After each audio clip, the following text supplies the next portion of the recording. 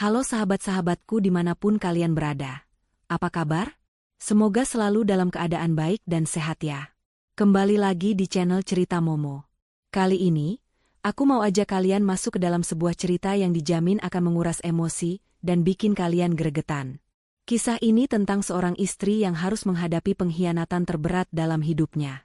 Di saat dia sedang berjuang melahirkan buah hati mereka, ibu mertua dan suaminya justru merencanakan pernikahan mewah di sebuah hotel. Tapi tunggu dulu, mereka tidak tahu kalau hotel mewah itu adalah milik sang istri. Tentu saja, begitu tahu kenyataan ini, sang istri langsung mengambil tindakan tegas.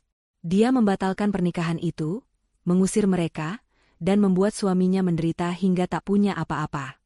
Jadi, jangan lewatkan setiap babak dalam kisah ini. Sebelum kita mulai, jangan lupa untuk like, subscribe, dan nyalakan loncengnya ya.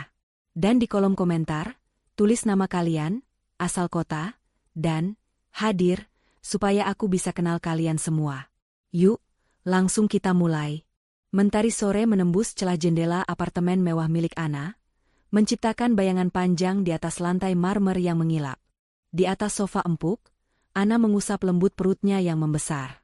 Wajahnya berseri-seri, senyumnya tidak pernah pudar sejak dokter memastikan bahwa ia akan segera melahirkan. Usia kandungannya sudah masuk bulan ke-9, dan ia sudah tidak sabar menantikan kehadiran buah hatinya bersama Rio. Bagi Ana, tidak ada kebahagiaan yang lebih sempurna daripada momen-momen ini. Ana adalah seorang wanita yang, di mata suaminya dan keluarga mertuanya, hanyalah seorang desainer interior yang sukses. Mereka tidak tahu bahwa kesuksesan itu jauh lebih besar dari apa yang mereka bayangkan. Ana adalah pemilik asli dari sebuah jaringan hotel mewah yang tersebar di beberapa kota besar, termasuk hotel yang menjadi pusat cerita ini. Ia sengaja menyembunyikan identitas aslinya dari Rio dan terutama dari ibu mertuanya, Bu Ratna, karena ia ingin cintanya pada Rio murni, tidak dilandasi oleh kekayaan atau ambisi. Selama ini, Rio dan Bu Ratna mengira seluruh kekayaan Ana berasal dari proyek-proyek desain interior yang ia tangani. Sebuah kebohongan manis yang ia rawat dengan penuh ketulusan, berharap suaminya mencintainya apa adanya. Sayang, sudah makan? Suara Rio membuyarkan lamunan Ana. Lelaki itu masuk ke kamar dengan senyumnya yang selalu memikat, menenteng sekotak kue coklat kesukaan Ana. Jantung Ana selalu berdebar setiap kali melihat Rio. Perawakannya yang gagah, senyumnya yang hangat, dan tatapannya yang teduh selalu berhasil membuat Ana merasa seperti wanita paling beruntung di dunia. Rio meletakkan kotak kue di meja, lalu berlutut di samping sofa. Ia mendekatkan telinganya ke perut Ana.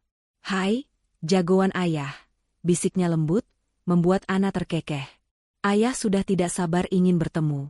Jangan nakal, ya. Ibu sudah capek, nih." Ana mengusap rambut Rio. "Kenapa kamu lama sekali, sayang? Aku sudah menunggumu." Rio tersenyum meminta maaf. "Maaf, sayang.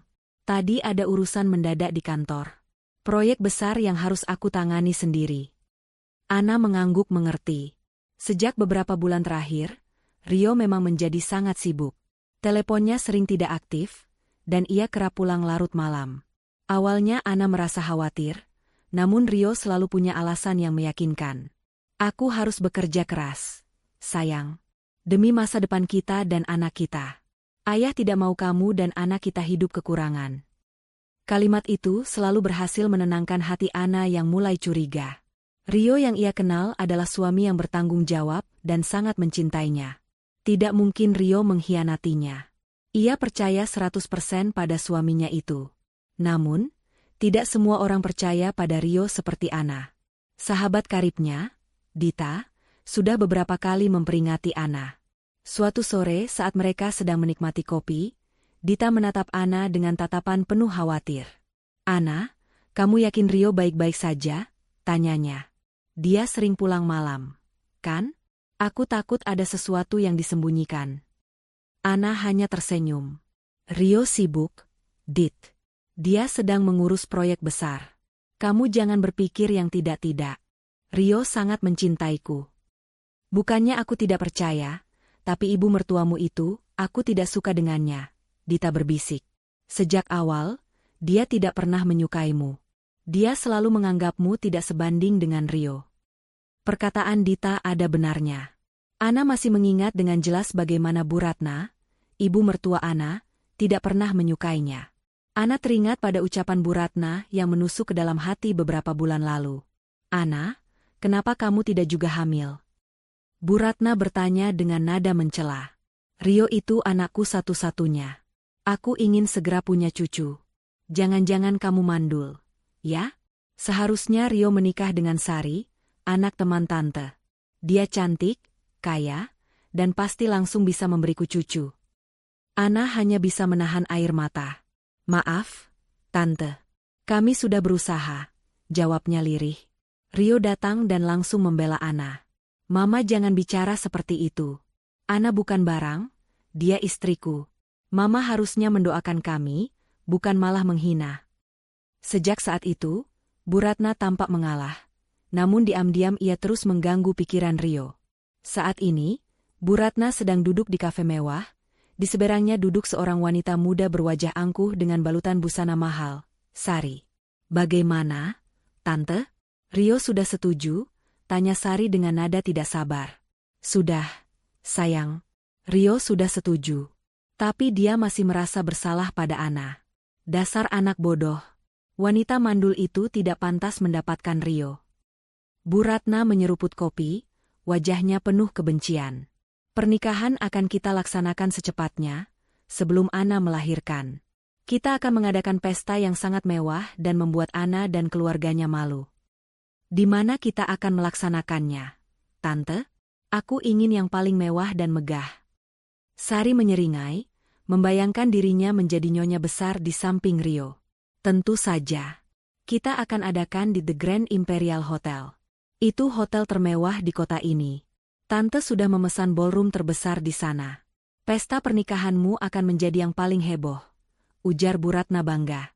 Sementara Bu Ratna dan Sari sibuk merencanakan kejahatan, Ana dan Rio sedang makan malam romantis di rumah. Ana tidak tahu kalau di saat yang sama, suaminya tengah mengurus persiapan pernikahannya dengan wanita lain. Kamu terlihat lebih kurus, sayang, ujar Ana, menyuapi Rio. Kamu terlalu memaksakan diri. Rio tersenyum masam. Tidak, aku baik-baik saja. Aku hanya ingin memastikan semuanya berjalan lancar. Kau tahu, proyek ini sangat penting untuk masa depan kita. Ana mengangguk, hatinya dipenuhi rasa haru. Terima kasih, sayang. Aku sangat mencintaimu. Aku juga, Ana. Sangat mencintaimu, jawab Rio. Ada nada aneh dalam suaranya, seolah ia mencoba meyakinkan dirinya sendiri lebih dari Ana. Tapi Ana terlalu bahagia untuk menyadarinya. Keesokan harinya, Bu Ratna dan Sari mendatangi The Grand Imperial Hotel. Mereka disambut oleh manajer hotel, Pak Hendra. Bu Ratna langsung meminta untuk melihat ballroom. Kami ingin melihat ballroom paling besar dan mewah, kata Bu Ratna dengan sombong.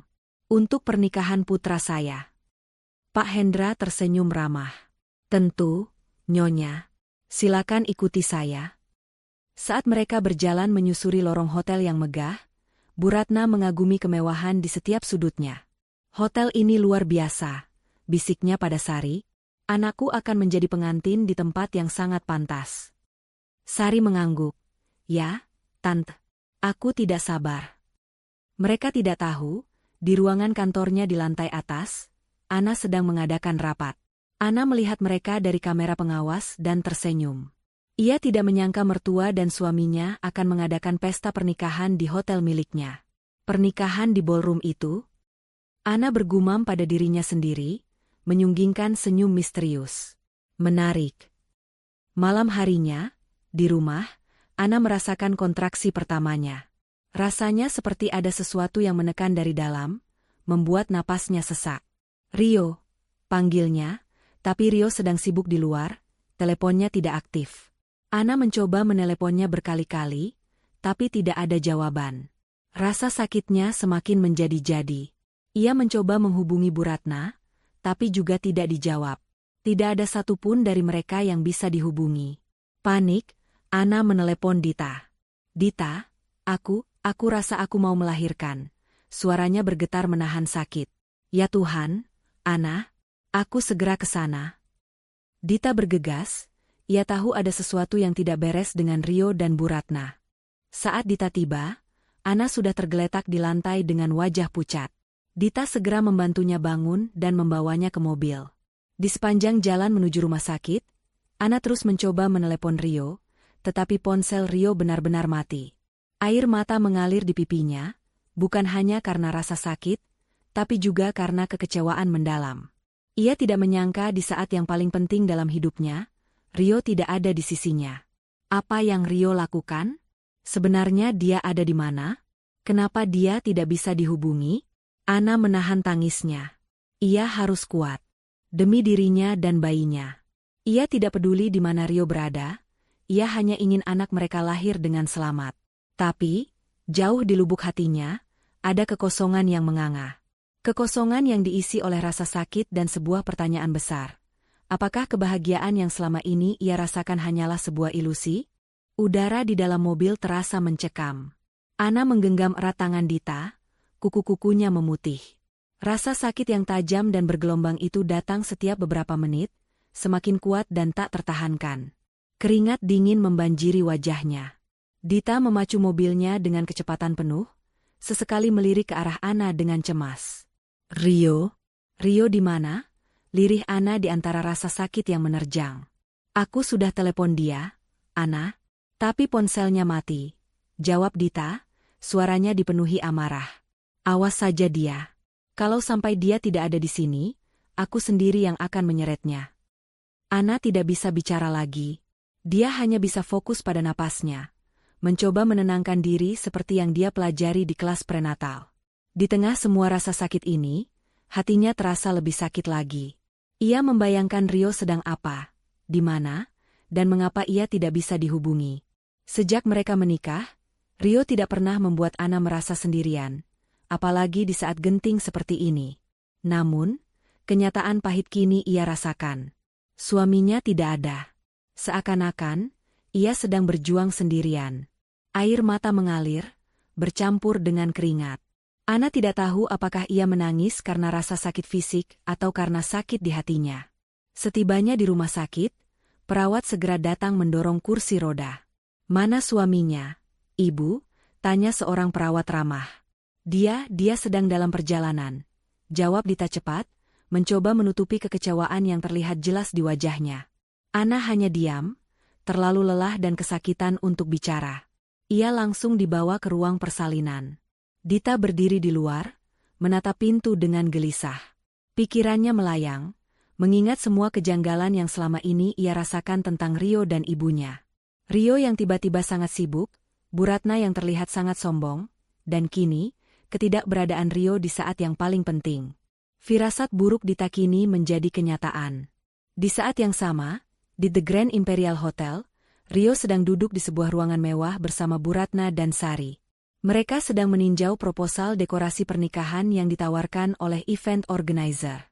Ruangan itu dipenuhi dengan sampel kain sutra, bunga-bunga impor, dan desain-desain megah. Aku suka yang ini, Tante. Bunga mawar putih dan lilin di sepanjang lorong, kata Sari, menunjuk sebuah gambar di tablet.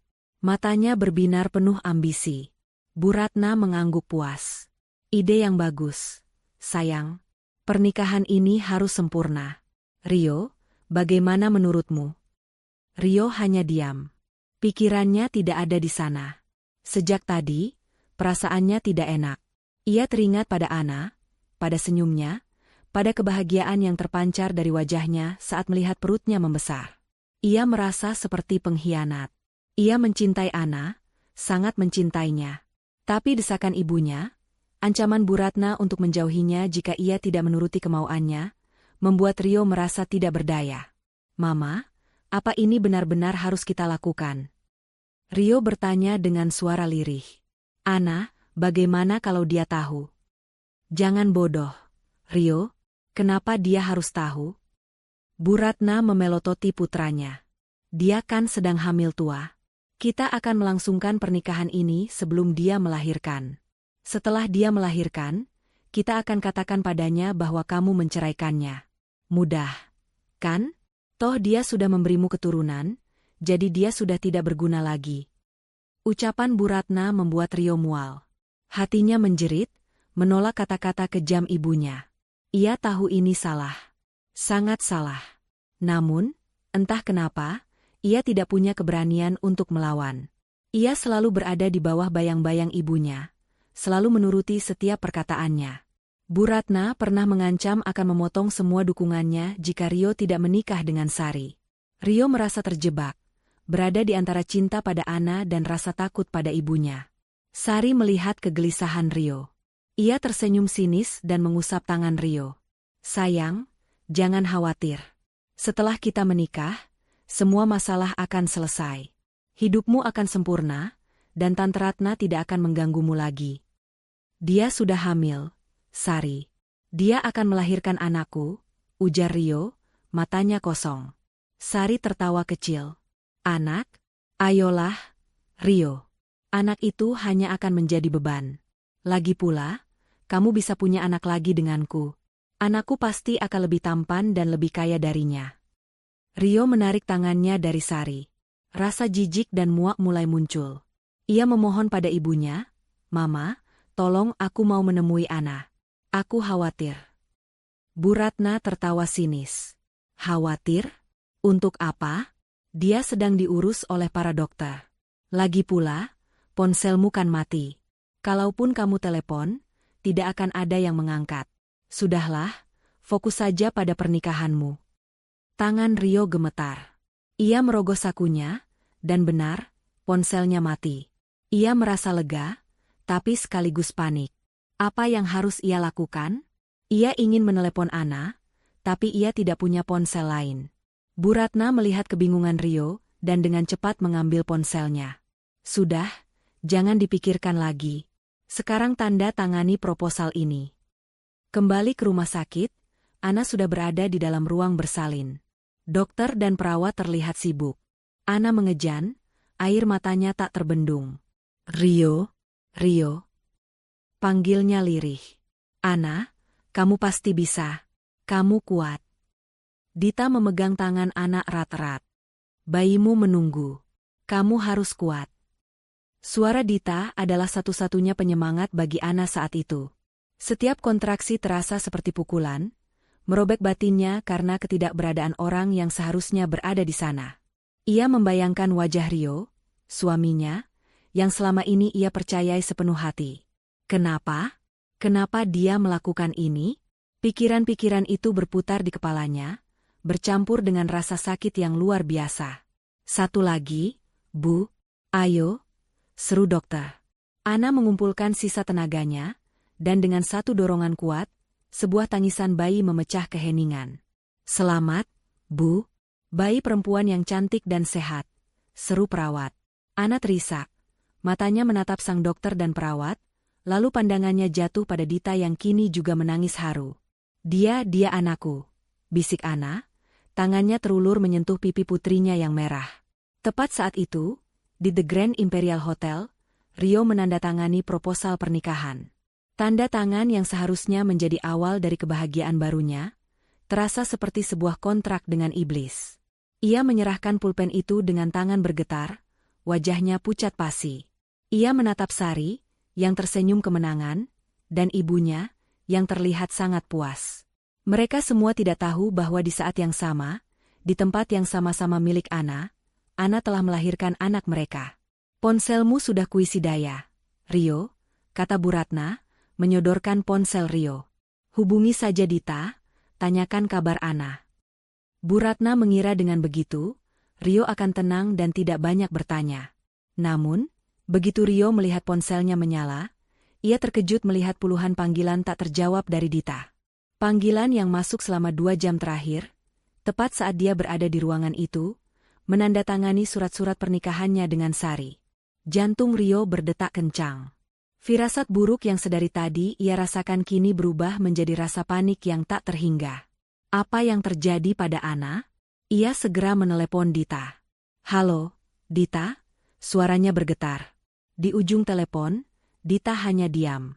Lalu, dengan suara dingin yang menusuk, Dita berkata, Rio, kamu di mana? Aku dan Ana di rumah sakit. Ana baru saja melahirkan. Ucapan Dita membuat dunia Rio seolah runtuh. Ia menjatuhkan ponselnya, wajahnya memucat. Ana melahirkan, bisiknya. Bu Ratna dan Sari menatapnya kebingungan. Apa yang terjadi, Rio? Tanya Bu Ratna. Siapa yang menelepon? Rio tidak menjawab. Ia hanya berdiri mematung, menatap ponselnya yang tergeletak di lantai. Air mata mengalir di pipinya. Ia menyesal. Ia menyesal telah meninggalkan Ana di saat-saat paling penting dalam hidupnya. Penyesalan itu datang menghantamnya seperti ombak yang dahsyat, membuat napasnya sesak. Rio tahu, apa yang ia lakukan tidak akan pernah bisa dimaafkan. Ia telah menghancurkan hatinya sendiri. Ruang rawat inap di rumah sakit terasa begitu tenang. Aroma antiseptik bercampur dengan wangi bedak bayi yang samar-samar. Ana terbaring lemah di ranjangnya. Namun hatinya dipenuhi kebahagiaan saat menatap wajah putrinya yang tertidur pulas di boks bayi di samping ranjang. Bayi mungil itu adalah satu-satunya hal yang mampu membuat Ana tersenyum. Ia mengusap pipi putrinya dengan lembut, air mata haru kembali menetes. Air mata yang berbeda dari air mata kesakitan semalam. Ini adalah air mata cinta. Dita masuk dengan membawa nampan berisi makanan. Wajahnya terlihat lelah, namun matanya tetap memancarkan kekhawatiran yang mendalam. Kamu harus makan, Ana. Tenaga kamu pasti terkuras habis semalam, katanya, meletakkan nampan di meja. Ana mengangguk. Aku tidak menyangka bisa sebahagia ini. Dit, bisiknya, suaranya serak. Aku hanya bisa membayangkan betapa bahagianya Rio melihat putri kami. Dita hanya diam. Ia menatap Ana dengan iba. Bagaimana mungkin Ana masih bisa memikirkan kebahagiaan Rio setelah apa yang terjadi? Dita mengambil ponsel Ana dari nakas. Ada beberapa pesan masuk. Salah satunya dari Rio. Ana mengambil ponselnya dengan cepat. Matanya berbinar penuh harap. Dia menelepon? Tanya Ana. Dia pasti khawatir. Pasti ada alasan mengapa dia tidak bisa dihubungi. Dita tidak menjawab. Ia hanya menatap kosong ke arah pintu, menahan ledakan emosi yang ingin keluar. Ia tahu Ana sedang berusaha mati-matian meyakinkan dirinya sendiri bahwa suaminya baik-baik saja. Namun, Dita tidak bisa berbohong. Firasatnya mengatakan bahwa ada sesuatu yang sangat salah. Aku akan mencoba meneleponnya lagi, kata Ana. Jarinya sudah siap menekan tombol panggil. Jangan, Dita menahan tangan Ana. Lebih baik kamu istirahat. Aku akan keluar sebentar, ingin mencari udara segar. Ana menatap Dita yang terlihat gelisah. Kamu baik-baik saja? Dita tersenyum tipis, berusaha menenangkan Ana. Aku baik-baik saja. Aku hanya ingin mencari tahu sesuatu. Di saat yang sama, Rio berlari panik di koridor rumah sakit. Pikirannya kosong, hanya ada satu nama yang berputar di kepalanya. Ana. Ia tidak memedulikan tatapan aneh orang-orang. Begitu sampai di depan kamar Ana, ia melihat Bu Ratna dan Sari. Mereka duduk di kursi tunggu, dengan wajah kesal. Mama, Sari, kenapa kalian ada di sini? Rio bertanya dengan nada membentak. Bagaimana kalian tahu Ana di sini? Tentu saja aku tahu. Aku ibumu, Rio, jawab Bu Ratna sinis. Kamu kenapa? Kenapa kamu menelepon Dita dan bukan aku? Kamu tahu kan, aku tidak menyukai Dita. Rio tidak memedulikan ucapan ibunya. Ia hanya ingin bertemu Ana. Tapi Bu Ratna berdiri menghalangi jalannya. Kamu mau kemana? Mau menemui wanita mandul itu? Bu Ratna bertanya dengan nada meremehkan. Dia sudah melahirkan. Tugasnya sudah selesai. Sekarang tugas kita yang harus diselesaikan, pernikahanmu dengan Sari. Sari hanya tersenyum mengejek. Kau lihat, Rio, Tante Ratna benar. Kau tidak perlu khawatir lagi. Sekarang dia sudah memberimu anak. Kau bisa menceraikannya dan memulai hidup baru denganku. Emosi Rio memuncak. Ia tahu ia tidak seharusnya marah pada ibunya, tapi ia tidak bisa menahannya lagi. Mama, dia bukan wanita mandul. Dia istriku. Dan dia baru saja melahirkan anakku. Apakah Mama tidak punya hati? Bu Ratna tertawa. Hati? Hati apa? Aku hanya ingin yang terbaik untukmu. Dan dia bukan yang terbaik. Rio mengepalkan tangannya. Ia tidak peduli lagi. Ia mendorong Bu Ratna dan Sari, lalu bergegas masuk ke dalam kamar Ana. Namun, saat ia membuka pintu, ia hanya melihat Dita duduk sendirian. "Di mana Ana?" tanya Rio. Dita menatap Rio dengan mata penuh kebencian. "Ana sedang di dalam," jawabnya dingin. "Dia tidak mau bertemu denganmu." Rio mengabaikan Dita dan melangkah masuk. Ia melihat Ana yang sedang memandangi putrinya yang tertidur. Rio mendekat, tangannya gemetar. "Ana, sayang," panggilnya. Ana menoleh. Matanya tidak memancarkan kebahagiaan yang selama ini Rio kenal. Matanya kosong, dingin, seolah ia sedang menatap orang asing. "Ada apa?" tanyanya. "Ada yang bisa kubantu?" Kata-kata Ana terasa seperti pedang yang menusuk hati Rio. Ia merasa hancur. "Maafkan aku, sayang. Maafkan aku tidak ada di sisimu. Ponselku mati. Aku tidak tahu." "Aku tahu," potong Ana, suaranya tenang. "Sekarang kamu sudah di sini, jadi kamu bisa lihat anakmu." Rio mendekat, menatap wajah putrinya yang merah. Ia merasakan air mata mengalir di pipinya. Ia ingin memeluk Ana, menciumnya, meminta maaf. Tapi ia tahu, ia tidak pantas melakukan itu. Ia berdiri mematung, menatap putrinya dengan penuh penyesalan. Seketika itu juga, Dita yang berada di luar ruangan, mencari udara segar di taman rumah sakit. Sambil menunggu, ia membuka-buka media sosialnya. Dita kaget melihat unggahan salah satu temannya. Sebuah foto undangan pernikahan yang sangat megah. Dita tidak terlalu peduli, sampai ia melihat nama yang tertera di undangan tersebut. "Rio dan Sari," bisiknya. Mata Dita membelalak. Ia menekan foto itu, melihat lebih dekat. Benar, itu adalah undangan pernikahan Rio dan Sari. Tanggalnya adalah 3 hari lagi. Dan yang membuat Dita semakin kaget, tempatnya adalah The Grand Imperial Hotel. Dita merasakan darahnya mendidih. Ia tidak percaya. Rio berani merencanakan pernikahan dengan wanita lain di saat istrinya sedang berjuang melahirkan. Dan itu di hotel mewah yang sama. Dita segera masuk ke dalam rumah sakit, ia ingin menemui Ana. Ia tidak peduli jika Rio ada di sana. Ana harus tahu. Dita masuk ke kamar Ana, dan ia melihat Rio sedang duduk di samping ranjang Ana, memegang tangan Ana. "Rio, Dita baru saja memberitahuku." Dita memotong ucapan Rio. "Ana, aku butuh bicara denganmu." "Dita, aku sedang bicara dengan suamiku," kata Ana. Dita tidak peduli, ia mendekati Ana. "Ana, aku menemukan sesuatu. Sesuatu yang sangat penting."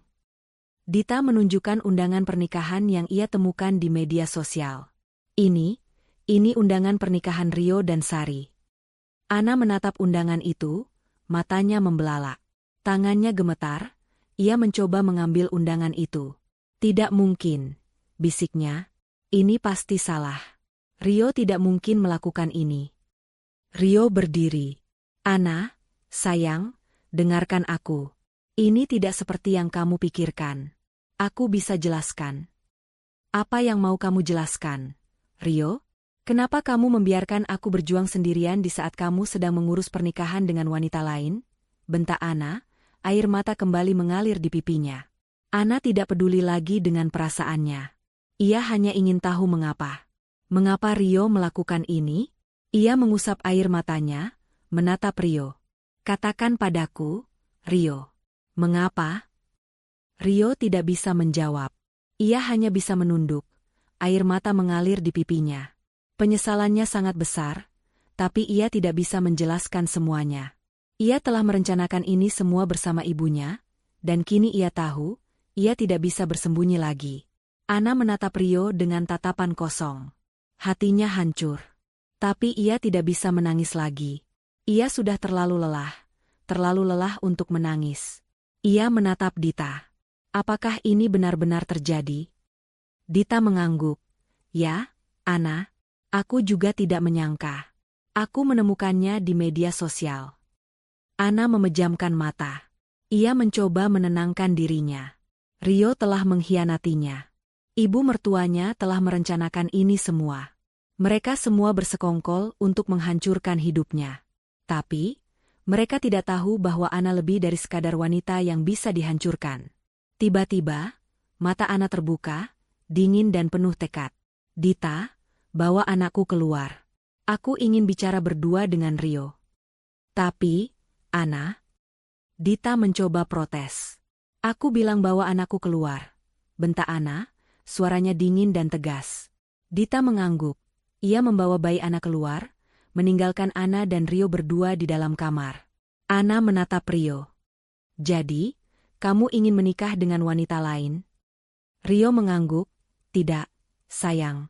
Aku tidak mau. Ibuku yang memaksa. Ibuku? Rio, kamu sudah dewasa. Kamu bisa mengambil keputusan sendiri. Bentak Ana. Maafkan aku, Ana. Aku menyesal. Rio memohon. Menyesal? Ana tertawa, tawa yang terdengar sangat mengerikan. Kau tidak tahu apa-apa, Rio. Ana menatap Rio dengan tatapan penuh kebencian. Kau ingin menikah di mana? Di The Grand Imperial Hotel? Rio mengangguk. Ya, ibuku sudah memesannya. Kau tahu, Rio, hotel itu. Ana tersenyum dingin. Hotel itu adalah milikku. Mata Rio membelalak. Ia tidak percaya. Ana adalah pemilik hotel itu? Ana adalah pemilik perusahaan raksasa yang bergerak di bidang perhotelan? Kenapa kamu tidak pernah bilang? Tanya Rio, suaranya bergetar. Untuk apa? Agar kamu mencintaiku karena aku kaya? Aku tidak butuh cinta seperti itu, Rio. Aku hanya butuh cinta yang tulus. Tapi kamu menghancurkan semuanya. Ana menatap Rio dengan tatapan yang penuh kebencian. Kau ingin mempermalukan aku di hotel milikku sendiri? Aku akan membuatmu menyesal, Rio. Aku akan membuatmu menderita. Pintu kamar rawat inap itu tertutup, meninggalkan Ana dan Dita dalam keheningan yang mencekam. Di mata Dita, Ana yang ia kenal, wanita hangat yang selalu tersenyum, kini telah berubah. Sorot matanya dingin, sedingin es, dan wajahnya, yang baru saja melahirkan, memancarkan ketegasan yang belum pernah Dita lihat sebelumnya. Ana, kau serius? Dita bertanya, suaranya bergetar. Ia menatap Ana, tidak percaya. Ana, pemilik dari The Grand Imperial Hotel? Hotel termewah dan termegah di kota ini? Bagaimana mungkin? Ana menghela napas panjang, tatapannya beralih ke boks bayi, tempat putrinya tertidur nyenyak. Ya, Dita. Aku serius. Ia mulai bercerita, suaranya tenang, seolah sedang menceritakan kisah orang lain. Nama keluarga kami adalah Anindita Group. Perusahaan kami bergerak di bidang properti dan perhotelan. Ayahku membangun ini semua dari nol, dan saat ia meninggal, aku yang melanjutkan bisnisnya. Dita terkejut. Tapi, kenapa? Kenapa kau menyembunyikan ini dari Rio? Dan dari ibu mertuamu?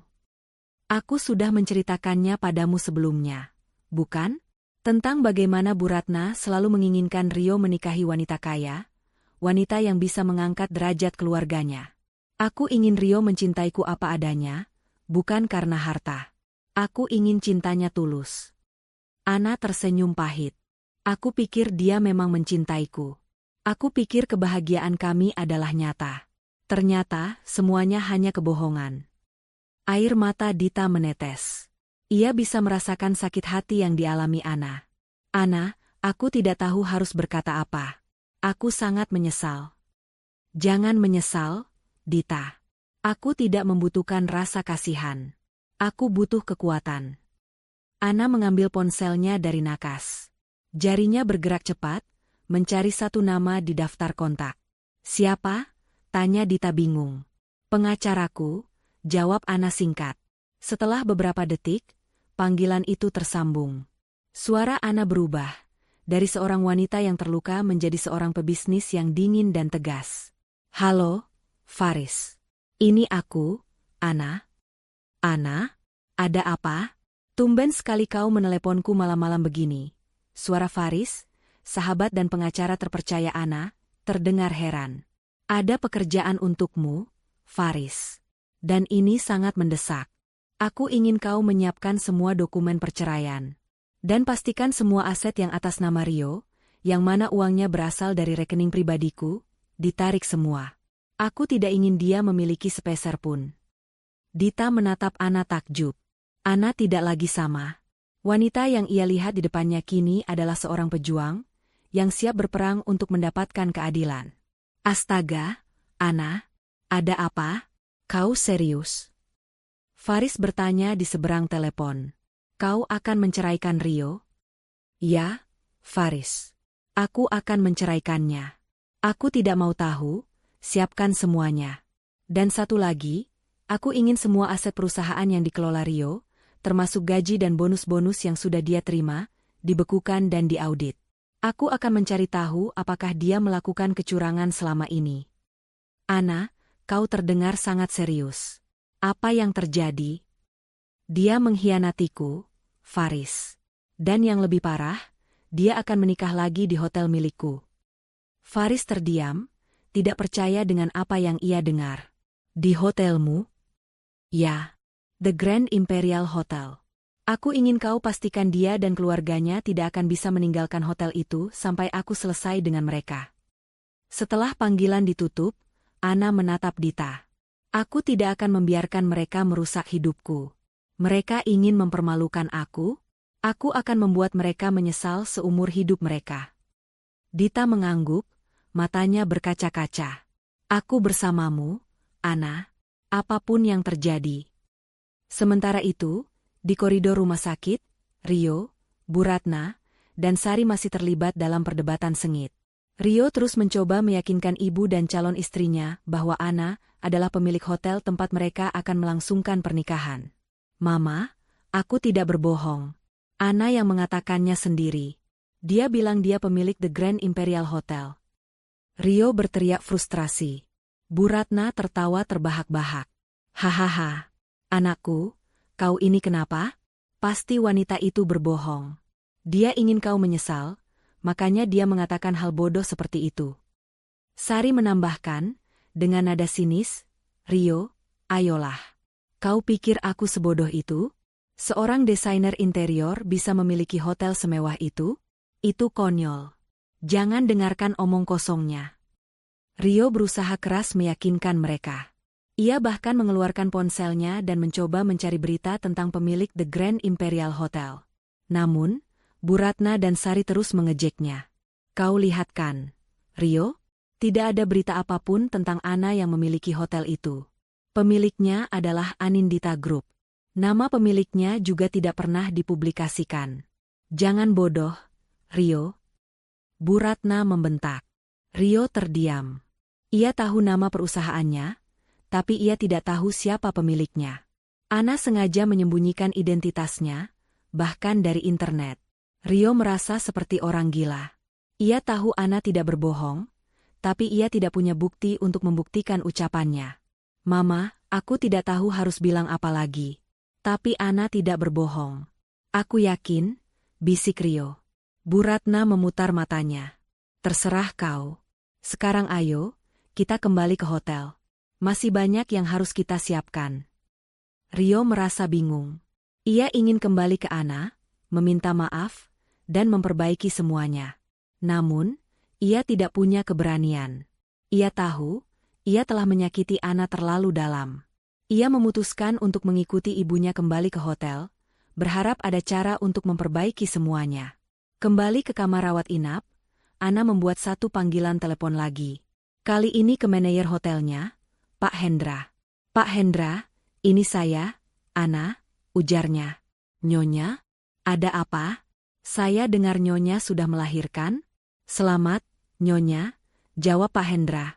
Terima kasih, Pak Hendra. Saya ingin Bapak melakukan sesuatu untuk saya. Ada sebuah pernikahan yang akan dilangsungkan di ballroom. Saya ingin Bapak memastikan semua persiapan berjalan lancar. Berikan pelayanan terbaik, karena ini akan menjadi pesta yang sangat istimewa. Tentu, Nyonya. Tapi, kenapa Nyonya terdengar sangat dingin? Ada yang salah? Tanya Pak Hendra. Tidak ada yang salah. Hanya saja, ini bukan pesta pernikahan biasa. Ini adalah pesta yang akan menjadi akhir dari segalanya bagi sebagian orang. Jawab Ana dengan senyum dingin. Pastikan semua kamera CCTV di ballroom berfungsi dengan baik. Saya ingin melihat semuanya. Pak Hendra, yang sudah lama mengenal Ana, tahu bahwa ada sesuatu yang tidak beres. Tapi ia tidak berani bertanya lebih jauh. Tentu, Nyonya. Akan saya pastikan semuanya berjalan sesuai rencana. Setelah menutup telepon, Ana menatap Dita. Sekarang, aku ingin kau membantuku menyiapkan sesuatu. Aku akan keluar dari rumah sakit besok. Besok? Tapi, Ana, kau baru saja melahirkan. Seru Dita terkejut. Aku baik-baik saja, Dita. Aku harus kuat. Pesta itu akan dimulai lusa, dan aku tidak punya banyak waktu. Aku ingin kau membantuku. Aku ingin terlihat sempurna. Dita mengangguk, ia tahu tidak ada yang bisa menghentikan Ana. Apa yang harus kita siapkan? Aku ingin kau membantuku mencarikan gaun terbaik di butik terbaik. Aku ingin gaun itu berwarna merah, kata Ana, matanya menyala. Dan aku ingin kau hubungi make-up artis langgananku, suruh dia datang ke rumah. Dan hubungi juga penata rambut langgananku. Aku ingin tampil sempurna. Aku ingin mereka semua melihat bahwa aku tidak hancur. Aku ingin mereka semua tahu bahwa aku datang bukan untuk menangis, melainkan untuk menghancurkan mereka. Di dalam ballroom The Grand Imperial Hotel, suasana dipenuhi kemewahan dan kegembiraan. Ribuan mawar putih menghiasi setiap sudut. Lilin-lilin besar menciptakan cahaya temaram yang romantis, dan musik orkestra mengalun indah. Pesta pernikahan Rio dan Sari sudah di depan mata.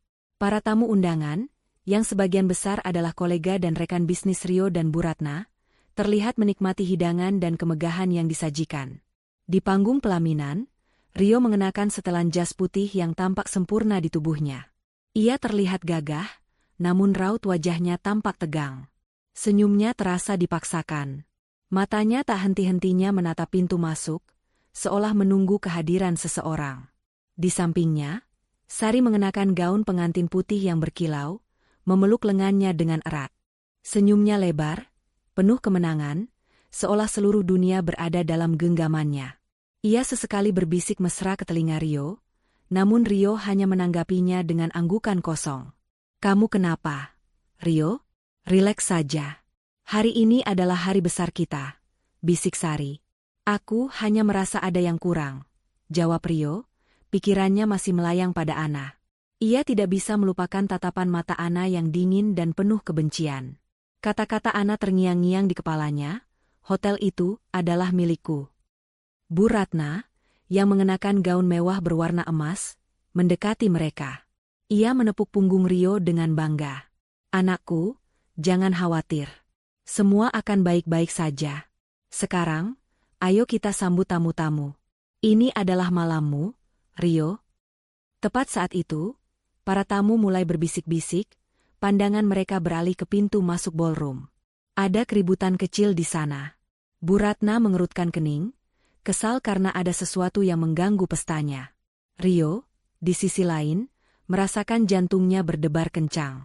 Ia tahu, firasatnya benar.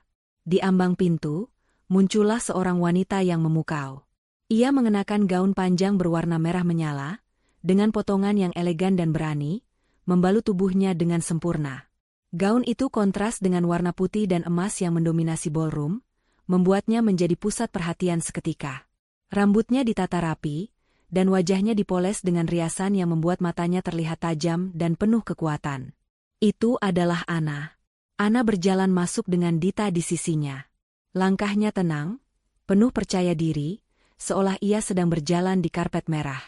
Ia tidak menatap siapapun. Pandangannya lurus ke depan, ke arah panggung pelaminan di mana Rio, Bu Ratna, dan Sari berdiri. Para tamu terdiam. Mereka mengenal Ana sebagai istri Rio, namun mereka tidak menyangka Ana akan datang ke pesta pernikahan suaminya dengan wanita lain. Apalagi, penampilannya malam itu sungguh luar biasa. Mereka mengira Ana akan datang dalam keadaan berantakan, menangis, atau mengamuk. Tapi yang mereka lihat adalah seorang wanita yang begitu kuat dan memesona. Sari, yang pertama kali melihatnya, terkejut. Gaunnya terasa tidak seberapa dibandingkan dengan gaun merah menyala yang dipakai Ana. Wajahnya memucat, tangannya gemetar. Rio itu Ana. bisiknya, suaranya dipenuhi ketakutan. Rio menoleh, dan matanya membelalak. Ana yang ia lihat malam itu bukanlah Ana yang lemah dan sedih. Ini adalah Ana yang ia kenal sebagai pebisnis andal, wanita yang begitu kuat dan cerdas. Rio tahu, ia berada dalam masalah besar. Bu Ratna, yang merasa malu, berbisik pada Rio. Apa yang dia lakukan di sini? Kenapa dia tidak di rumah sakit? Rio, suruh dia pergi. Ana tidak peduli. Ia terus berjalan, melewati para tamu yang menatapnya dengan heran. Ia tidak berteriak, tidak menangis, dan tidak membuat keributan. Ia hanya berjalan, dengan tatapan yang dingin, menuju panggung. Sampai di depan panggung, Ana berhenti. Seluruh mata di ballroom tertuju padanya. Ia menoleh ke arah Pak Hendra, manajer hotel yang berdiri di samping panggung. Pak Hendra, yang sudah diberi perintah oleh Ana, mengangguk. Ana naik ke panggung, mengambil mikrofon dari tangan MC yang kebingungan. Semua mata menatapnya. Rio dan Sari berdiri mematung. Bu Ratna, yang tidak percaya dengan apa yang ia lihat, hendak menghampirinya, tapi langkahnya terhenti. "Selamat malam, semuanya," kata Ana, suaranya nyaring dan penuh otoritas. "Saya ingin mengucapkan terima kasih karena sudah bersedia hadir di pesta pernikahan yang sangat istimewa ini." Para tamu berbisik-bisik. Apa yang akan Ana lakukan? Apakah ia akan mengamuk? "Saya di sini, bukan sebagai istri yang ditinggalkan. Saya di sini, karena saya memiliki sebuah pengumuman penting." Ana melirik Rio dan Sari. Sari terlihat pucat pasi, sementara Rio menunduk, tidak berani menatap mata Ana. "Saya ingin memberikan ucapan selamat yang tulus kepada kedua mempelai, Rio dan Sari. Dan saya ingin mengumumkan sesuatu kepada kalian semua, sesuatu yang mungkin akan mengejutkan kalian." Ana tersenyum, senyum yang mengerikan. "Nama saya adalah Ana. Dan saya adalah pemilik sah dari The Grand Imperial Hotel ini." Seketika itu juga, seluruh ballroom menjadi hening. Tidak ada yang bersuara. Semua mata tertuju pada Ana, lalu pada Rio, Bu Ratna, dan Sari. Ada keheningan yang lama, sampai seseorang berbisik, "Itu tidak mungkin." "Itu benar," kata Ana, suaranya memecah keheningan. "Kalian mungkin tidak tahu, karena saya sengaja menyembunyikan identitas saya. Tapi saya adalah pemilik dari hotel ini. Perusahaan yang membangun hotel ini adalah milik keluarga saya." "Kau berbohong," teriak Sari, suaranya gemetar. "Kau hanya mencoba memalukan kami." Ana tidak menanggapi Sari. Ia menatap Rio. "Rio, suamiku yang akan menikah dengan wanita lain di hotel milikku. Apakah kamu tidak merasa malu?" Rio mengangkat kepalanya, matanya dipenuhi air mata. Ia ingin berbicara, tapi tidak ada kata yang keluar dari mulutnya. Ana melanjutkan, suaranya kini dipenuhi dengan amarah yang tertahan. "Rio, suamiku yang bersekongkol dengan ibunya untuk mengkhianatiku, saat aku sedang berjuang melahirkan anak kami. Anak yang dia inginkan. Anak yang lahir tanpa kehadiran ayahnya." Suara-suara bisikan mulai terdengar di seluruh ballroom. Para tamu saling berpandangan, tidak percaya dengan apa yang mereka dengar. Bu Ratna, yang terkejut, mencoba mengambil mikrofon dari tangan Ana. "Hentikan omong kosong ini," bentaknya. Ana dengan cepat menangkis tangan Bu Ratna. "Jangan sentuh aku. Kau pikir aku tidak tahu apa yang kau lakukan? Kau yang memaksa Rio untuk menikah dengan wanita lain, dan kau yang merencanakan semua ini di belakangku, di hotel milikku." "Apa buktimu?" teriak Bu Ratna. "Kau tidak punya bukti." Tepat saat itu, Pak Hendra maju ke depan, berdiri di samping Ana. "Maaf, Nyonya. Tapi Nyonya Ratna dan Tuan Rio tidak bisa menuduh Nyonya Ana berbohong. Nyonya Ana adalah pemilik dari The Grand Imperial Hotel ini. Dan saya, sebagai manajer, bisa membuktikannya." Kini, semua tamu memandang Bu Ratna dan Sari dengan tatapan jijik. Mereka tidak percaya bahwa Bu Ratna dan Rio bisa melakukan hal sekeji itu. Pesta yang seharusnya menjadi malam yang membahagiakan, kini berubah menjadi bencana. Sari, yang tidak bisa menahan rasa malunya, berteriak pada Rio. "Bodoh. Kau bilang Ana hanya seorang desainer interior. Kau membohongiku." Rio, yang merasa hancur, hanya bisa menunduk. Air mata mengalir di pipinya. Ia tidak bisa bersembunyi lagi. Kebohongan yang ia ciptakan telah menghancurkannya. Ana menatap mereka semua, dengan tatapan yang penuh kebencian.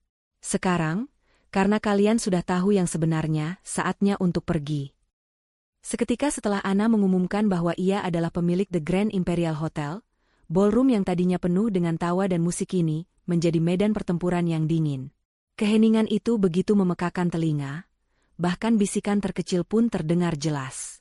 Sari, yang tadi berdiri dengan sombong, kini gemetar. Wajahnya pucat pasi, matanya membelalak tak percaya. Tidak mungkin.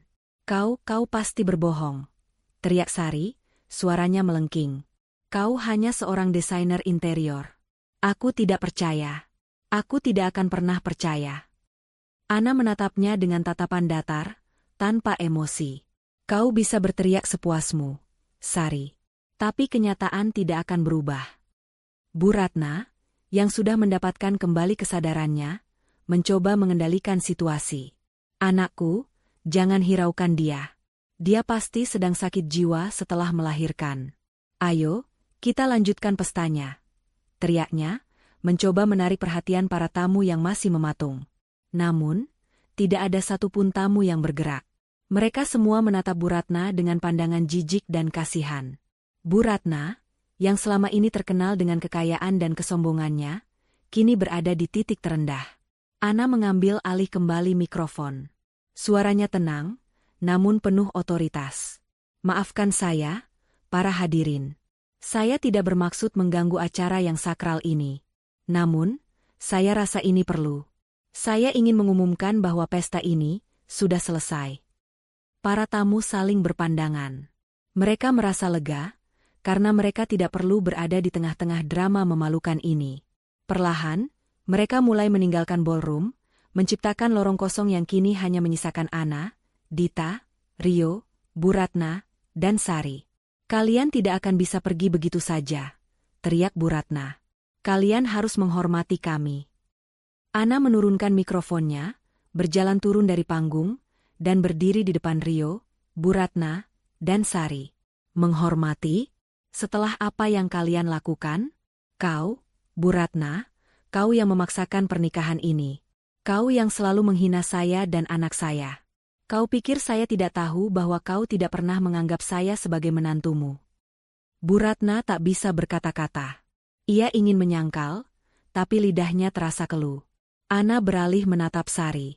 Dan kau, Sari, kau pikir kau bisa merebut suamiku? Kau pikir kau bisa mendapatkan semua hartanya? Kau sangat salah. Kau tidak akan pernah mendapatkan apa-apa dariku. Kau hanya akan mendapatkan penyesalan. Sari, yang sudah tidak bisa mengendalikan emosinya, menyerang Ana. Kau jalang. Kau yang merusak semuanya. Dita dengan sigap menarik Sari, menjauhkannya dari Ana. Jangan sentuh dia, bentak Dita. Ana hanya menatap Rio, yang kini menunduk. Dan kau, Rio. Aku mencintaimu, aku sangat mencintaimu. Aku berkorban demi kamu, aku rela menyembunyikan identitasku demi kamu. Tapi apa yang kamu lakukan? Kau mengkhianatiku, kau meninggalkan aku saat aku melahirkan anakmu. Anak yang kau katakan sangat kau inginkan. Rio mengangkat kepalanya, air mata mengalir di pipinya. Ana, maafkan aku. Aku bisa jelaskan. Aku tidak ingin melakukannya. Ini semua ide Mama. Ide Mama? Rio, kau sudah dewasa. Kau bisa mengambil keputusan sendiri. Tapi kau memilih untuk mengkhianatiku, kata Ana, suaranya bergetar. Kau tahu, Rio, aku tidak akan pernah memaafkanmu. Tidak akan pernah. Ana mengambil ponselnya, menelepon seseorang. Pak Hendra, tolong suruh keamanan datang ke ballroom sekarang. Ada 3 orang yang harus dikeluarkan. Mata Rio, Bu Ratna, dan Sari membelalak. Kau tidak bisa melakukan ini, teriak Bu Ratna. Ana tersenyum dingin. Aku tidak bisa? Tentu saja aku bisa. Ini hotelku. Dan aku tidak mengizinkan orang-orang seperti kalian berada di sini. Tidak lama kemudian, beberapa petugas keamanan datang. Ana menunjuk Rio, Bu Ratna, dan Sari. Keluarkan mereka dari sini. Dan pastikan mereka tidak pernah bisa masuk lagi ke properti saya, dimanapun itu. Rio, Bu Ratna, dan Sari mencoba melawan. Bu Ratna berteriak-teriak, "Kau tidak tahu siapa aku. Kau akan menyesal." Petugas keamanan tidak peduli. Mereka menarik Sari yang terus berteriak dan meronta.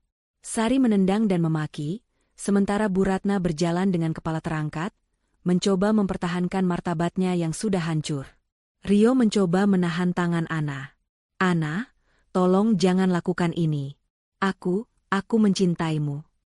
Ana menarik tangannya. "Kalau kau mencintaiku, kau tidak akan pernah melakukan ini. Sekarang, pergilah. Hidupmu sudah tidak ada hubungannya denganku. Dan jangan pernah, sekalipun, mencoba menemuiku atau anakku lagi." Rio hanya bisa menatap Ana dengan tatapan penuh penyesalan, lalu ia ditarik oleh petugas keamanan. Ia melihat Dita yang memandangnya dengan tatapan jijik. Rio tahu, ia telah kehilangan segalanya. Setelah mereka bertiga dikeluarkan dari hotel, Ana memandang ballroom yang kini kosong. Ia bisa mendengar suara-suara bisikan dari luar, tapi ia tidak peduli. Ia sudah berhasil. Ia telah membalas dendam. Dita mendekatinya, memeluknya. Ana, yang tadinya tegar, kini mulai menangis. Tangisannya bukan lagi tangisan kesedihan, tapi tangisan kelegaan. Aku berhasil, Dita. Aku berhasil." Dita mengusap punggung Ana. "Ya, Ana. Kau berhasil. Kau hebat." Ana melepaskan pelukan Dita. "Aku ingin pulang.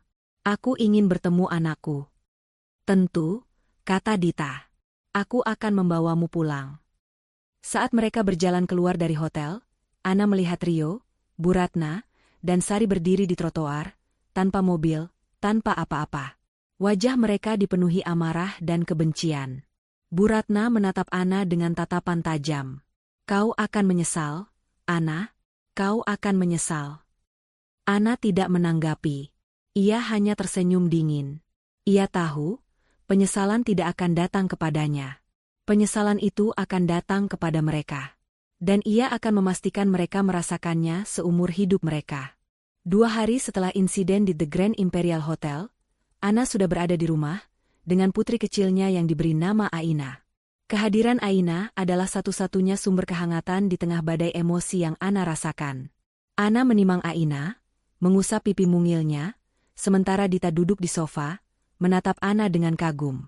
Ana yang tadinya terbaring lemah di rumah sakit, kini terlihat sangat kuat, seolah tidak pernah terjadi apa-apa. "Kau yakin baik-baik saja, Ana? Kau seharusnya masih istirahat," kata Dita, suaranya dipenuhi kekhawatiran. Ana tersenyum tipis. "Aku baik-baik saja, Dita. Aku punya alasan untuk kuat. Anakku, dia adalah alasanku." Di meja di depannya, tergeletak beberapa lembar dokumen. Itu adalah dokumen yang disiapkan oleh Faris, pengacaranya. Faris adalah orang yang sangat profesional, yang tidak pernah bertanya lebih jauh dari apa yang perlu ia ketahui. Ia sudah menjadi pengacara keluarga Ana sejak ia mengambil alih perusahaan. Faris adalah satu-satunya orang, selain Dita, yang tahu identitas asli Ana. Ana mengangkat ponselnya, menelepon Faris. "Faris, apakah semuanya sudah siap?" "Ya, Ana. Semuanya sudah siap. Surat gugatan cerai sudah aku siapkan, dan dokumen untuk menarik semua aset Rio sudah berada di tanganku. Kita bisa melakukannya kapanpun kau mau." Ana terdiam sejenak. Ia melihat ke arah Aina. "Lakukan sekarang, Faris. Aku ingin semuanya selesai secepatnya." "Tentu," jawab Faris, suaranya tenang. "Ana, apa yang sebenarnya terjadi? Aku mendengar rumor tentang pesta pernikahan di hotelmu, dan..." "Faris," potong Ana, suaranya dingin. "Kita bisa membicarakannya nanti. Sekarang, fokuslah pada pekerjaanmu. Aku ingin Rio tidak memiliki apa-apa lagi. Pastikan semua rekening banknya dibekukan, semua kartu kreditnya diblokir, dan mobil yang ia gunakan ditarik. Semua itu adalah hartaku. Dan pastikan dia tahu bahwa rumah yang ia tinggali sekarang juga milikku. Faris terkejut. Rumah itu? Aku kira itu milik Rio. Tidak. Itu adalah aset perusahaan. Dan dia harus mengosongkan rumah itu dalam waktu 24 jam. Kirimkan surat pemberitahuan hari ini juga. Aku ingin dia tahu bahwa semua yang ia miliki selama ini adalah milikku. Baik, Ana. Aku mengerti, jawab Faris. Aku akan segera melakukannya. Sementara Ana sedang merencanakan kehancuran Rio, Bu Ratna, dan Sari berada di apartemen mewah mereka. Suasana di sana sangat mencekam. Bu Ratna mondar-mandir, berteriak-teriak, "Ini semua salahmu, Rio. Kau tidak becus. Sekarang kita harus menghadapi malu. Harta kita akan lenyap." Sari hanya duduk di sofa, wajahnya pucat pasi. Ia tidak percaya bahwa pesta pernikahan impiannya telah hancur.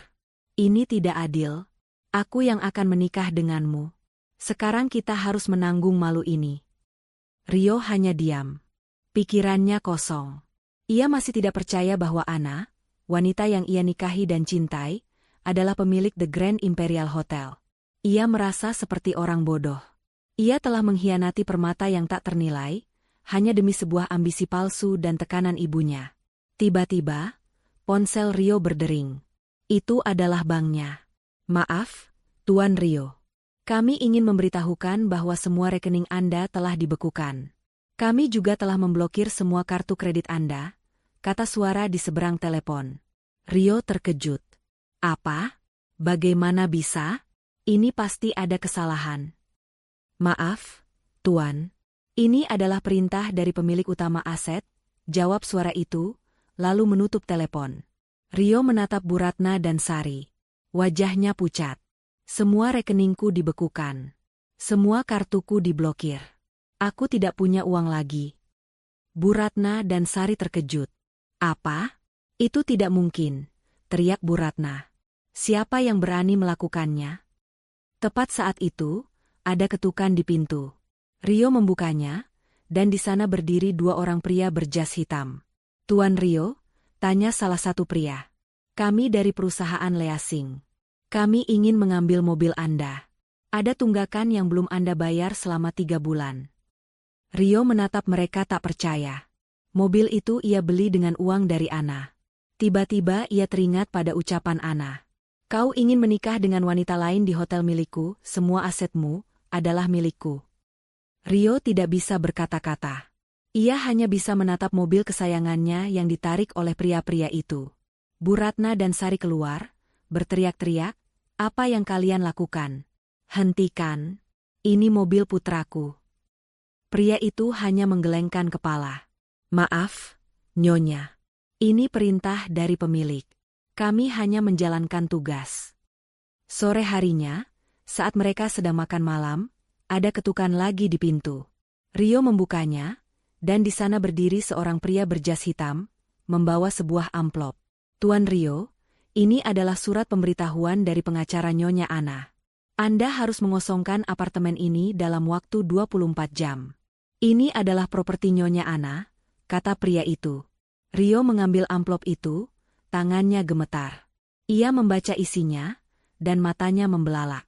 Isinya adalah surat gugatan cerai, dan surat pemberitahuan bahwa ia harus meninggalkan apartemen. "Apa yang terjadi, Rio?" tanya Bu Ratna. Rio tidak bisa menjawab. Ia hanya menyerahkan surat itu kepada ibunya. Bu Ratna membaca surat itu, dan wajahnya memerah padam. "Kurang ajar. Wanita itu berani menceraikanmu. Dan dia berani mengusir kita dari rumah ini. Dia benar-benar gila." Sari, yang juga membaca surat itu, berteriak histeris. "Kita harus pindah dalam waktu 24 jam? Lalu kita akan tinggal di mana?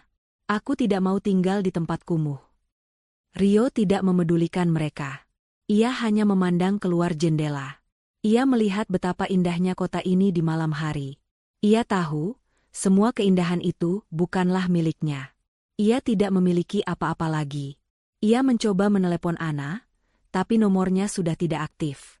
Ia mencoba menelepon Dita, tapi Dita juga tidak mengangkat teleponnya.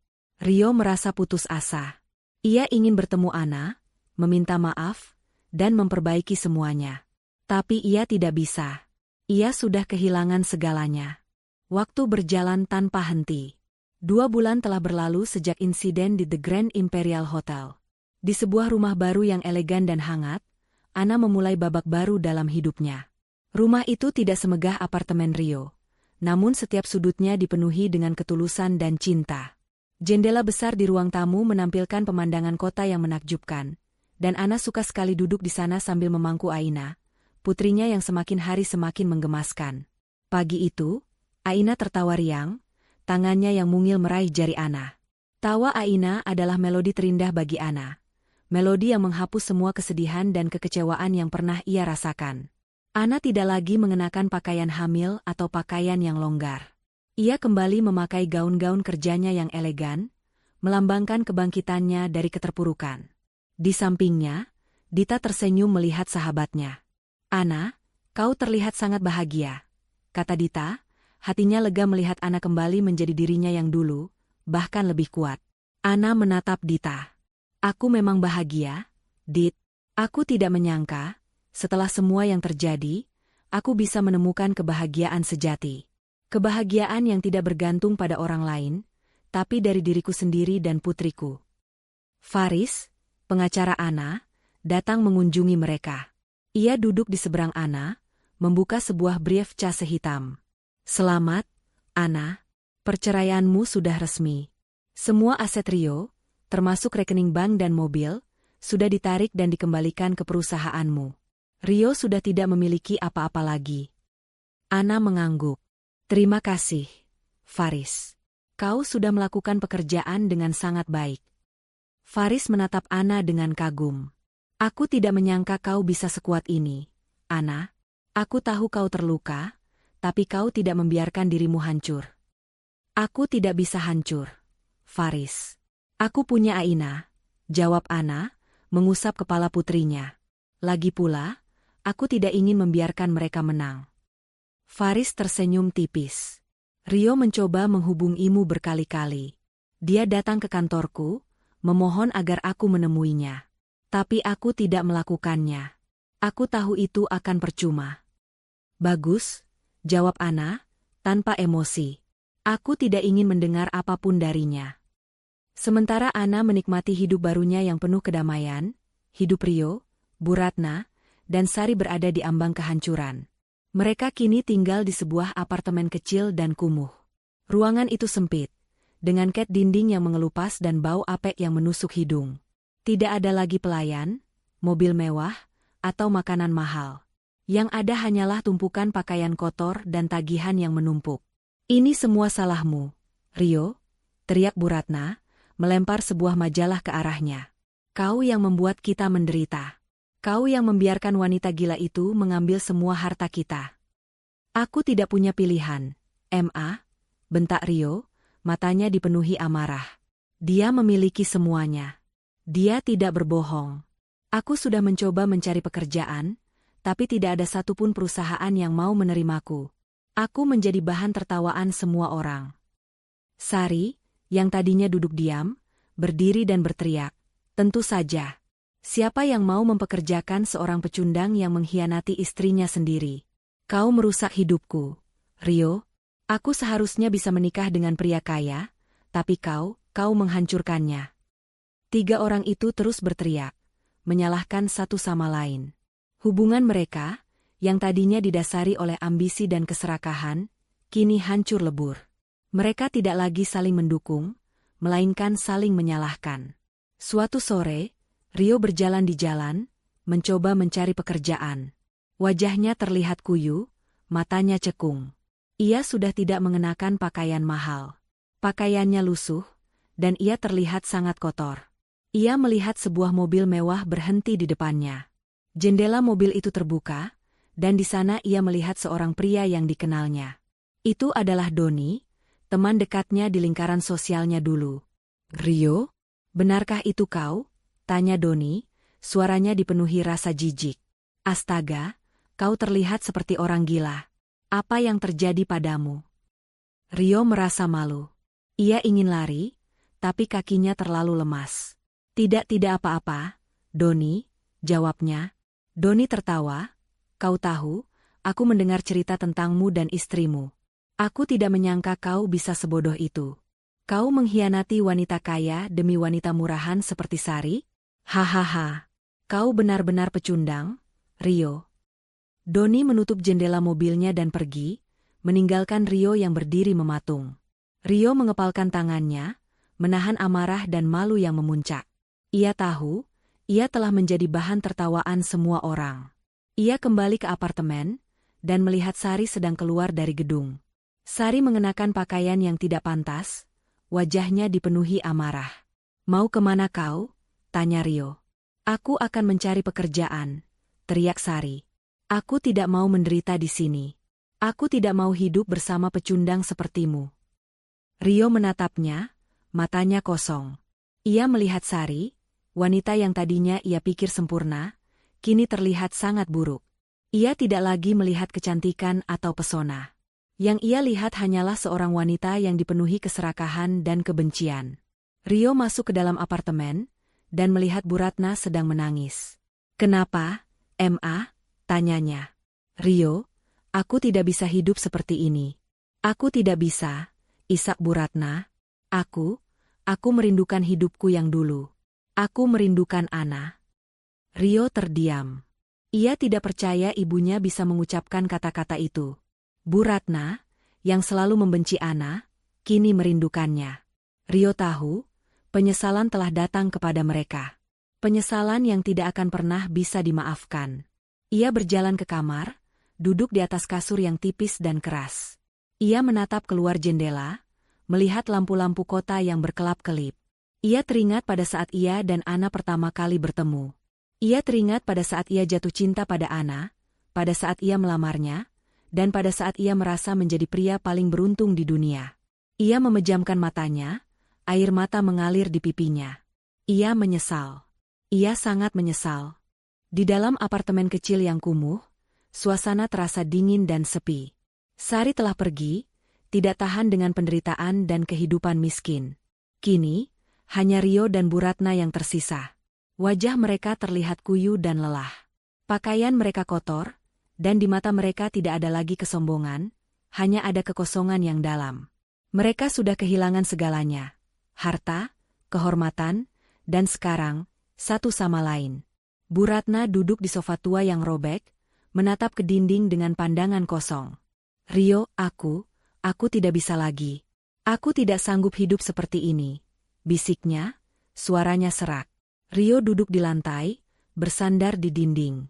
Ia juga sudah putus asa. Aku juga.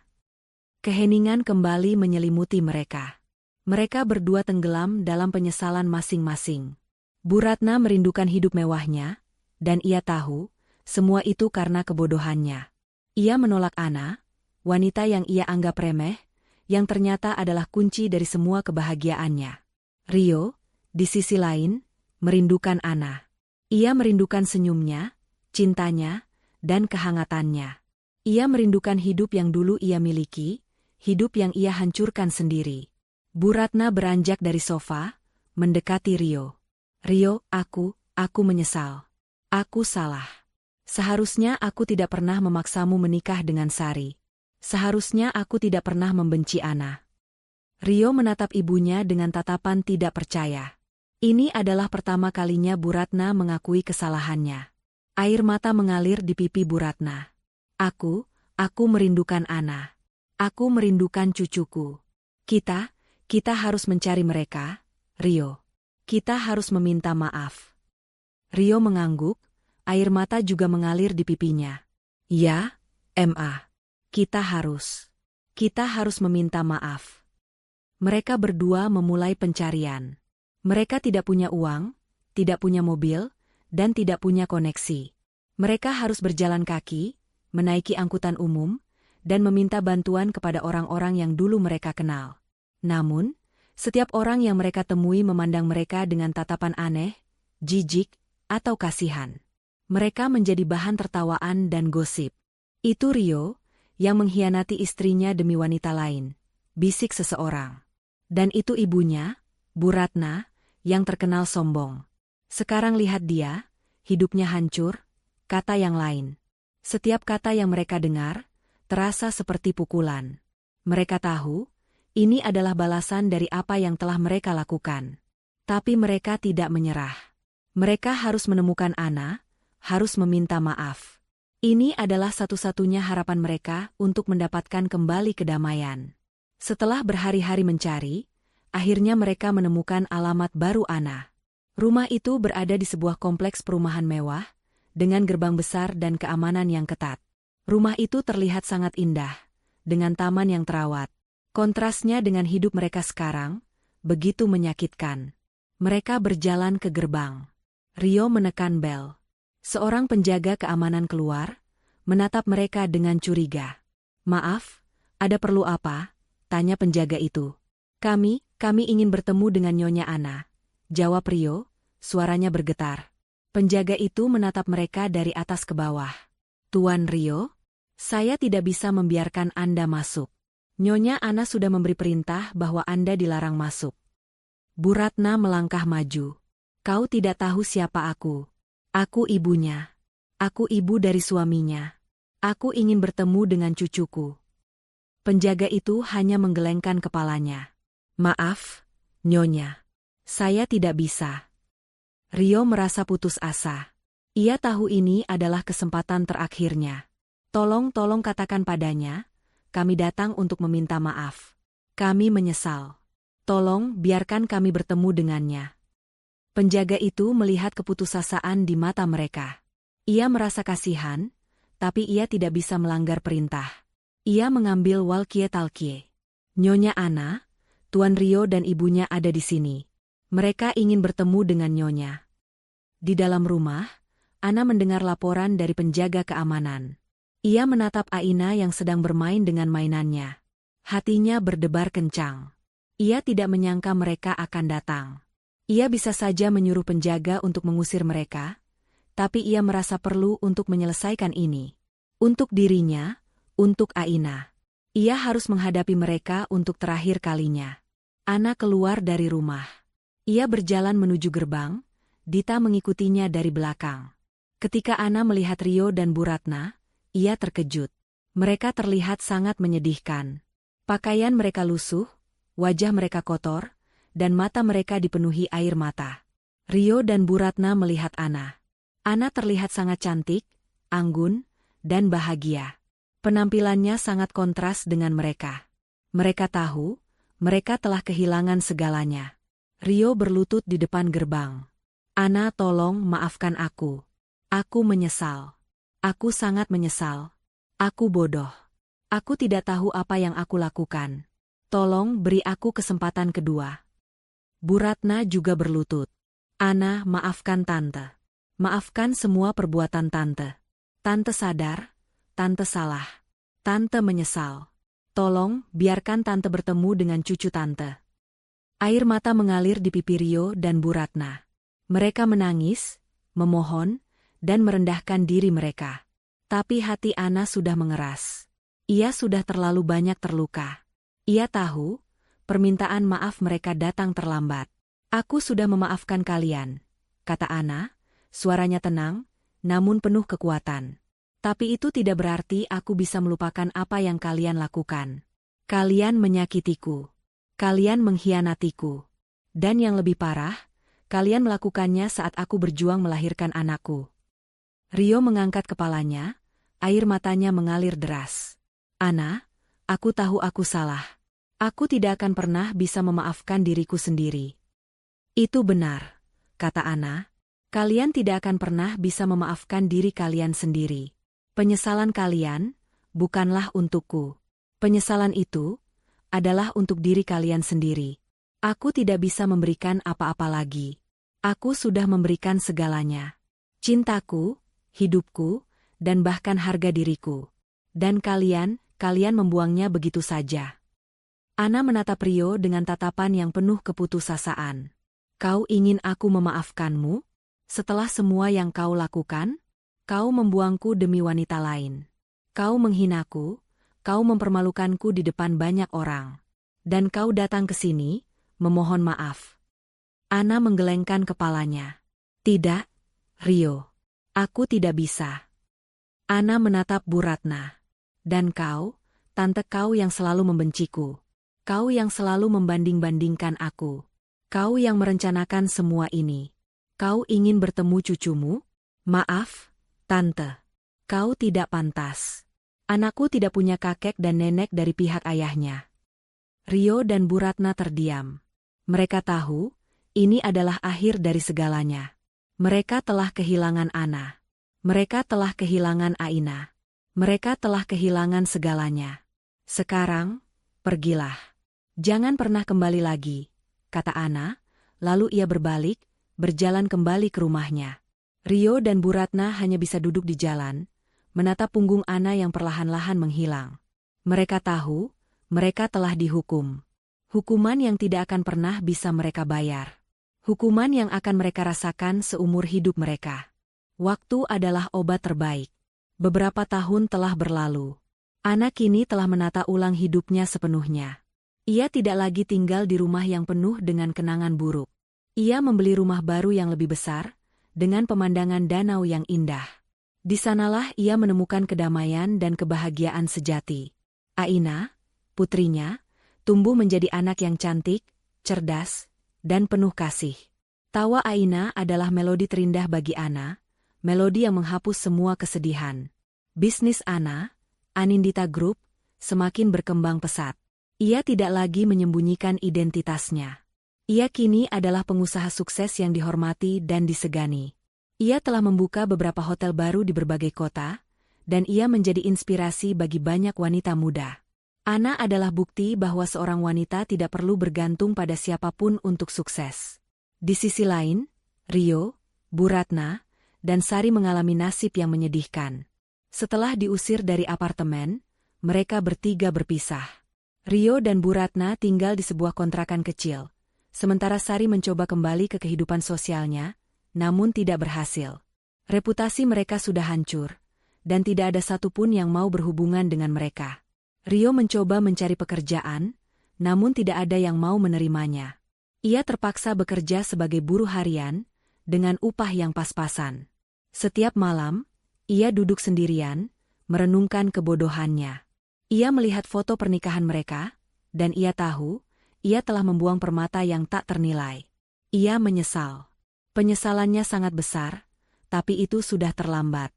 Suatu hari, Rio sedang berjalan di trotoar. Ia melihat sebuah mobil mewah berhenti di depan sebuah toko. Dari dalam mobil itu, keluar seorang wanita cantik, yang mengenakan gaun merah yang elegan. Itu adalah Ana. Di sampingnya, seorang pria tampan tersenyum, lalu membukakan pintu mobil untuk Aina, putri mereka. Rio melihat Aina, dan jantungnya berdebar kencang. Putrinya terlihat sangat cantik, mirip dengan Ana. Mereka terlihat seperti keluarga yang bahagia. Rio menunduk, air mata mengalir di pipinya. Ia tahu, ia telah kehilangan semuanya. Bu Ratna, yang kini menderita penyakit, hanya bisa terbaring di tempat tidur. Ia merindukan Ana, ia merindukan cucunya. Ia tahu, semua penderitaan yang ia alami adalah akibat dari keserakahan dan kebodohannya sendiri. Ia terus-menerus memanggil nama Ana dan Aina, berharap mereka akan datang. Tapi itu tidak akan pernah terjadi. Sari, yang mencoba mencari pria kaya, tidak berhasil. Ia hanya bisa bekerja sebagai pelayan di sebuah kafe kecil, dengan upah yang pas-pasan. Ia sering melihat teman-temannya yang dulu, yang kini hidup bahagia, dan ia merasa iri. Ia tahu, ia telah membuat kesalahan terbesar dalam hidupnya. Ana, yang kini memiliki segalanya, tidak lagi peduli dengan Rio dan yang lainnya. Ia telah memaafkan mereka, bukan untuk mereka, tapi untuk dirinya sendiri. Ia tahu, kebencian hanya akan menghancurkan hatinya. Ia menemukan kedamaian dalam dirinya, dan ia fokus pada kebahagiaannya sendiri. Suatu malam, Ana duduk di balkon, menatap bintang-bintang. Ia mengusap rambut Aina yang tertidur di pangkuannya. Ia teringat semua yang telah ia lalui. Ia tahu, kebahagiaan sejati bukanlah tentang membalas dendam, melainkan tentang melepaskan masa lalu dan menemukan kedamaian dalam diri sendiri. Ia telah menemukan cinta yang tulus, cinta dari pria yang mencintainya apa adanya, yang tidak peduli dengan kekayaannya. Ia telah menemukan kebahagiaan yang tidak akan pernah bisa direbut oleh siapapun.